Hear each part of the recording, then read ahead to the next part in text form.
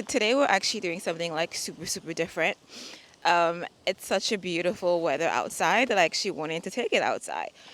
But the thing is, it's actually the first time that I'm recording outside, but I thought it was so amazing because look at this beautiful view.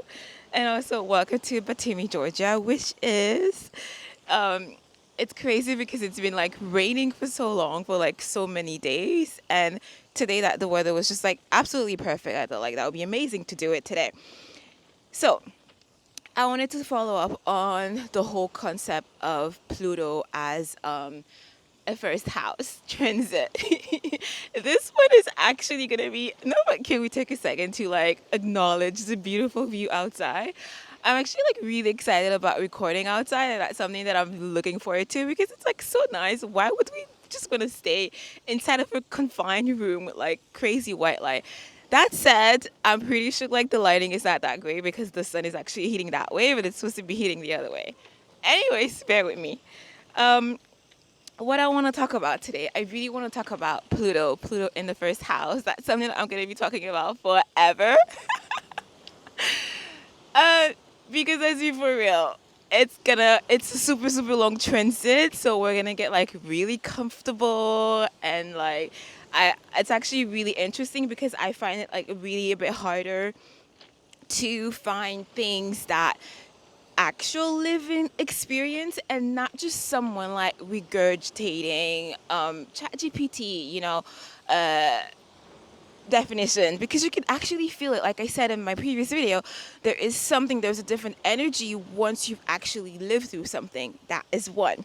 So, if you've seen the first episode of the first episode of the season, it was a little bit depressing, okay? And I did it on purpose, not on purpose as in like to put in a show for you, but on purpose as in I also want to be able to capture different energetic state and showing you how not everything is going to be like, oh my God, amazing. And life is just like all butterfly and roses and sunshine, right?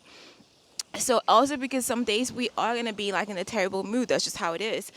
And I really wanted to talk about these things more and show you like the various depth. By the way, I really hope you can hear me because I'm pushing this mic here. I know there's the sea, the ocean that is like doing its thing, and then there is a water faucet leaking behind the camera today. But we are trusting the light that whatever's gonna be, whatever has to be delivered will be delivered. Um, Honestly, that said, it is very different to be recording outside, but I think I'm totally hooked. If you're listening to that through the podcast, it's actually a beautiful view. We are outside by the Black Sea, and it's absolutely amazing. And I'm wearing super colorful dress because I'm so happy that the sun finally came out, and we're doing it. With the beautiful ocean in the backdrop. So I wanted to talk today, like give a little bit more of a uplifting perspective. And what I wanted to say is I really wanted to talk about how exactly do you do like Pluto transiting your first house. So like I said in the other episode yesterday, it's like very, very different because the first house is all about the self, right? And the self, when you have Pluto, which is pretty much like it's all about destroying everything and restarting. Again, it's transformation. The best analogy, well, not an analogy, but the best image I like to have is a fire forest. It just the fire comes and destroys everything, and then it really forces you to rebuild. That's exactly how I'm feeling right now about this Pluto transiting the first house. Now, the first house is a part of the zodiac that represents the self. It's your identity. It's like who you are, what you identify with, your values, and so forth and so on. So now you can only imagine having Pluto there. It's actually like self-explanatory. So today we're not gonna do the whole depressing thing because I did that yesterday. I wanted it to be a little bit more uplifting today. So how, because Pluto transits a house for a very, very long time, it can last a decade plus. And since we're gonna be there, might as well get comfortable. So some things that I've been doing that actually really, really, really help me is because the main beef I have against Pluto transit in your first house is that it's forcing you to rely on yourself. And that is often, if you're going through that, it's because that is the path that your soul has chosen for this lifetime. This is where Kabbalah and the whole concept of reincarnation allows us to really make sense of things, because you can't, otherwise it's very easy to just dive into the whole like self-pity thing of why me, why am I doing this? And okay, by the way, I'm also guilty of that. I do it sometimes. I think it's kind of part of the human nature, right? But this is where I'm also grateful for Kabbalah, because whenever I lose myself, which again I capture on the platform because I want to show you all the different aspects of going through life. It's not just a beautiful, like, perfectly arranged moment. So this is where Kabbalah kind of like, this is a perfect example where Kabbalah helps me ground back within what actually matters. Because then, after I have my PD party and my like, oh, why me moment, I allow myself to have them sometimes, but there's a time limit. After all, we have to snap out of it. And this is where Kabbalah and the rules of reincarnation kind of allows you to have perspective into what is actually happening in real life. And this is the path that my soul chose. It could be for many reasons. Honestly, it's often, we're not going to get into deep why because I have another episode coming for that, but it's often because you've had previous lifetimes where maybe you totally abandoned yourself, either it being conscious or subconscious. Perhaps you had a lot of life situation where it was all about sacrificing yourself for others, and now it's just like the soul is kind of like trying to rebalance things a little bit and just like putting the emphasis and teaching you how to be self-reliant and how to pretty much like build your own ground, like grounding within yourself and not being relying so much on others. It's literally about like power, because it's because there's a heavy power imbalance in your life. And when I'm looking back in my life, I'm like, yeah, okay, I'm guilty. After I'm done pouting, after I'm done being like the crazy, after I'm done having my tantrum, I could be like, yeah, okay, you know what? I can actually see why that's the case. So, while we're in there, what I said was really hard about a Pluto transit was the fact that, because the point is for you to learn to really rely on yourself, what tends to happen a lot of the time is that it's going to clear out, it tends to clear out relationship, clear out a lot of things, isolate you even further, because again, the point is for you to learn to be self-sufficient, and also a lot of time even your birth chart is going to reflect that, because if you have a lot of stellium, or like a lot of, I mean, not a lot of stellium, one stellium, which is pretty much a cluster of activities in the first quadrant, especially the first house, that is also another clue that, hello, this is your goal for this lifetime. This is a major, major focus area in this current lifetime. So, because this is the focus, is self-reliance, you're going to be presented with a lot of situations where you need to kind of like learn to rely on yourself. But another problem one thing that yes, it's hard, but it's very, very important for us not to get carried into thinking that I have to isolate myself further. I really do believe that the main lesson here is not necessarily telling you that you absolutely have to do life alone, but it's more about learning to use resources without becoming so dependent on them. And when I'm even looking back at my past life, I've had situation where I've lost myself in relationship, where it's just like when you thinking about like maybe perhaps you've been through the same thing too. We all know people like that in life, or we've seen movies where, especially we see that a lot with women, they overgive so much and then you totally sacrifice yourself for other people. Now the Pluto transiting in your first house is here to teach you to like stand on your own ground, and it does it through like, people are complaining about Saturn being like the hard, rigid teacher, I think at least Saturn is nice compared to Pluto. Pluto just doesn't care about anything. Doesn't care if you're already on your knees. It's gonna keep beating you down, keep throwing lessons at you on hardcore. That said, it's very important for us not to just get even more isolated. That is not the point.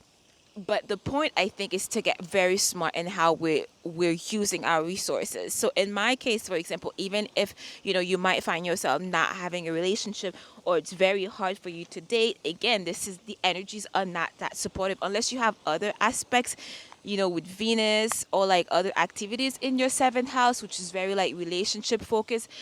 If unless you have that, or you have some other transit to balance your Pluto transit in your first house, it's just not going to be the focus, right? So if you find yourself going through a dry spell, let's call it that way, of singlehood, and you can't get out of it, and then you also going through like a Pluto transit in your first house, I mean, hello, it's because this is not the focus. The focus is supposed to be on you.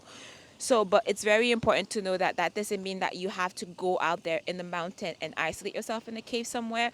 But we need to learn to use resources and social resources, because we're, at the end of the day, we're humans and we're social creatures, but in a very balanced way. So what I'm saying is that, let's say someone is going through like a crazy intense Pluto transiting their first house, right?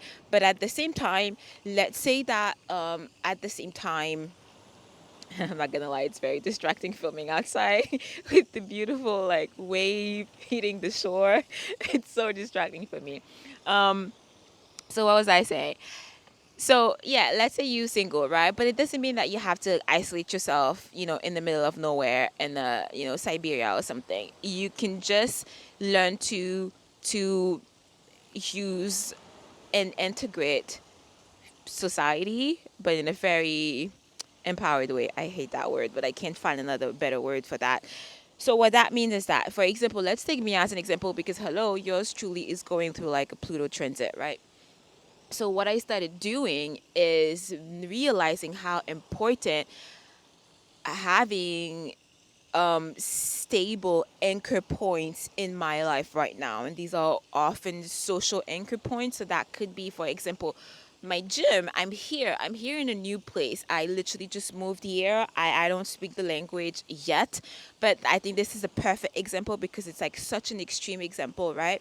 But what you could do is, for example, using a gym as a way for you to still get social and human interaction, but without totally relying on relationship. Because the problem with relationship is that we just don't have any power over that, and it's very easy for you to just like slide into the whole like, poor me, why does no one want me? Listen, I've been there. I still fall into that. So we need to rewrite and reframe the situation, right? Right now you're going through like a Pluto transit. Accept it. At the same time, if you're still in the anger phase, go check my previous episode about that. I was in my anger phase and it wasn't pretty. But it's all part of the process, right? It's not about perfection. That's not how Pluto doesn't do perfection. It's just there's intensity. So what I've been doing lately is anchoring myself in using, finding a very unique. I'm using gym because that's my example. If you're not into fitness, but you're more into art or anything you're into, I don't know, you into like math club or book club, just whatever it is, running club. Again, that's still fitness. I don't know, photography club, whatever rocks your boat. Find a great community wherever you are, and even if it has to be online, right? Ideally, we'd like to have some physical interaction because we're already isolated. Chances are, if you're going through like a Pluto transit in your first house, so ideally, we'd want to have some physical contact point. But if where you are, it's not a possibility, online is the next best thing, right? So we want to find a great community that we can start investing in. For me, I found a beautiful fitness area here. I don't even know how to call it. It's a studio where they do all sorts of things, and I'm using that opportunity to really like focus on myself. First of all, let me make sure I'm recording, because God knows how I'm known for going on and on and on and without recording anything. Okay, so we're in business. Now I had to check the sound a bit later on, but let's surrender to the higher power and then to the light. So I found a dance studio, right? We do all sorts of things there. There's contemporary dance, there is pole dance, there is aerial strap, aerial sug, there is hoop. There is everything, honestly. This is like literally my dream come true. I've been into all of these sort of things, but it was very hard to find one gym that had everything together for one price. So now, so this is the thing with Pluto transiting your first house. If we can get out of that space where we're just pouting and we're having a tantrum and we're mad, often we can start seeing some little gifts like that. It could be something you wanted to learn. It could be like a language you wanted to learn for the longest time. And all of a sudden, since you're single and then you isolated, there's plenty of time, right? So this is a little thing with Pluto transit. It strips everything down, but at the same time, if you could, whenever you're not in the dark space, because you're gonna be in the dark space, I'm not gonna lie to you about that. The goal is for us not to stay there too long, and then whenever we're in that more uplifting space, often when you're looking, you can start seeing some some nuggets of hope, of positivity and support. So that's the thing. You absolutely want to dive into your body if you're going through a if you're going through a Pluto transit, right? And this there's like pretty much like four major elements: air, water, fire, and earth. And air is like we're doing all that overthinking. Pluto's gonna do that for you. You don't need any more of that. Fire, passion, well, depending on the person, that passion might be like a little bit compromised during that period. And then you do have water, which is kind of a lot of emotions. Again, Pluto's gonna get you there whether you want it or not. A lot of people are gonna tend to experience the end of a relationship or a longer single dry spell. And the fourth element that tends to be missing is water. And we want to balance these four elements, especially water. I find can be the most devastating missing element if you don't ground yourself in the earth element. This is where you could totally be gone in the overthinking, gone in the emotions, gone in all sorts of things. And then this is what working out. This is why I put a special emphasis on fitness and exercise and things that get your endorphin moving through your body, dopamine, because this is what the earth element is kind of. This is how we tend to express it. It's through like fitness, through like exercising, through working out and being outside, being in nature. It's pretty much we're going back down to the earth element where we pretty much it grounds you. Think about the earth, it's just stable, it's not going anywhere. So we while Pluto is just like pretty much like throwing us in like a in the laundry machine, let's be for real. So we want the earth element to kind of like ground us back into a sort of anchor space, because I can promise you, if you're going to like a Pluto in the first house, everything's gonna be stripped down. So this is where you kind of like really have to emphasis on the earth element to really bring it back down. And then the second thing I wanted to do is music. I'm not gonna lie, this music I feel like is, if there wasn't music, I can honestly tell you I wouldn't be here today. Straight up, music has such a therapeutic aspect to it. So find whatever music that actually gets you there. For me lately, it's very intense psychedelic music. No, I don't do drugs, but I'm guessing this is how I get this the same, what I assume is the same feelings is through music. There's like a stray dog here. There's so many stray dogs here in Batumi. Right, music. Find your music. If you don't know where to start, perhaps you can try my what's working for me lately. I'm really into like psychedelic crazy stuff right right now, and I'm diving into a deep hole and it's crazy, but you need to have a headset. You put on a headset. I have my headset right now, my favorite headset. This is not sponsored, but I live by these headsets for years. It's the Sony XM. I actually prefer the older XM versions because I feel like they're like tighter and they stay to the closer to the ears. I wasn't too happy about the XM5 because I find that they sacrifice function for style, and I don't like the. Anyways, you see, this is how like music is so important for me. I could literally sit here and talk about the right headset to have for like like 30 minutes. Like, let's not digress. So, oh gosh, I think I need to wrap this episode right now because I'm literally baking in the sun. And yeah, if you're watching this on YouTube, I think that's really cool because I've been really looking for inspiration and trying new things amidst my, my Pluto transit in the first house. That's what it is. You have to take every day by day. And what I also like to do is plan my day for the day before.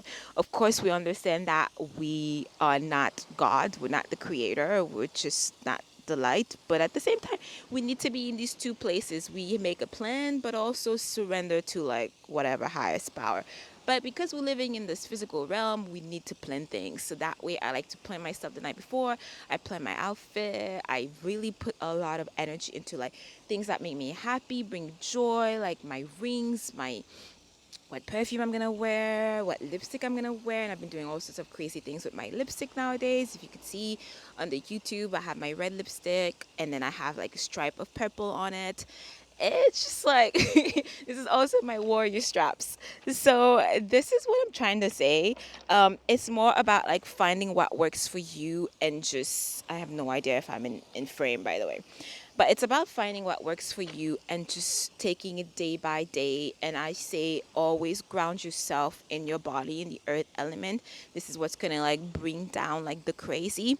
And then lastly, music. And I think that's it for today. That's it for this episode. It's crazy. And also don't forget that if you find that you need help, hello, whether it's about your Pluto transit in the first house or just like a general birth chart reading, or to know what other transit, what other major things you have going on in your chart, definitely you could book a reading with me. And then I think it's very important to book readings with people that you feel their energy and then you feel there's a compatibility, there's a match there. And then at the same time, my love, I will see you in the next one. And all the links are down below for the book reading. And keep shining bright like a diamond. Like I keep saying lately, we have to remember that diamonds are created under absolutely absurd situations. So your Pluto transit is just one of these things. And I'll see you in another Pluto transit series because this is my latest obsession lately and I won't stop talking about it. I'll see you in the next one, my love.